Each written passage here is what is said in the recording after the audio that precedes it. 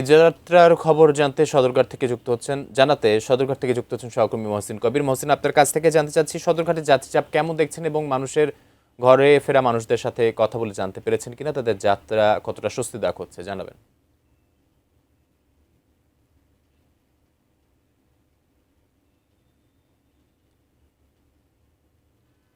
মহসিন, আশা করি আপনি আমার কথা শুনতে পেরেছেন।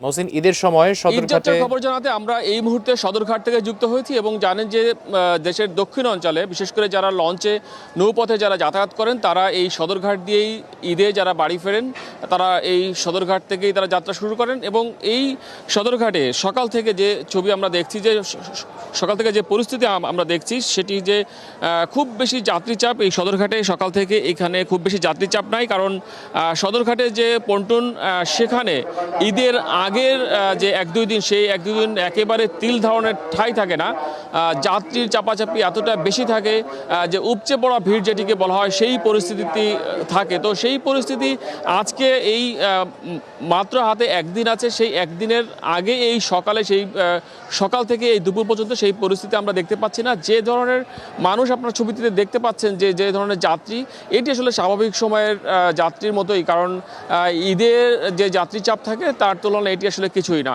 এবং লঞ্চের যারা কর্তৃপক্ষ আছেন তাদের সঙ্গে কথা হয়েছে, তারা বলছেন যে গতকাল সন্ধ্যায় কিছুটা চাপ ছিল, তবে আজকে সকাল থেকে সেই চাপ নাই। তারা আশা করছেন যে যেহেতু গার্মেন্টসের ছুটি হবে আজকে থেকে, তো সেই চাপটা আজকে সন্ধ্যা থেকে পড়তে পারে, কারণ বেশিরভাগ লঞ্চ অর্থাৎ যে সকল রুটগুলোতে লঞ্চ ছেড়ে যায় সেই সকল রুটের বেশিরভাগ যাত্রী সন্ধ্যার দিকে রওনা হন এবং লঞ্চগুলো সন্ধ্যার দিকে ছেড়ে যায়।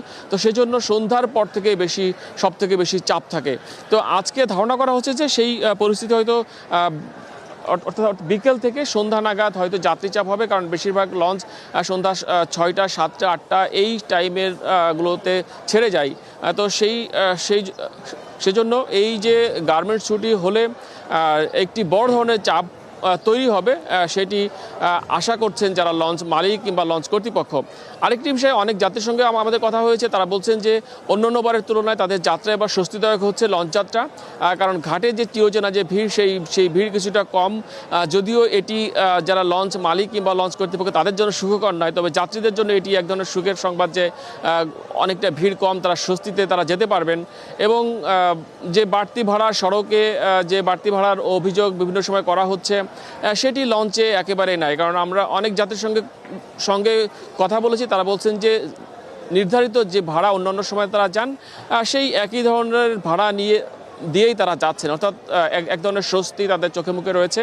তো সেই পরিস্থিতি আমরা এই লঞ্চ ঘাট থেকে দেখতে পাচ্ছি।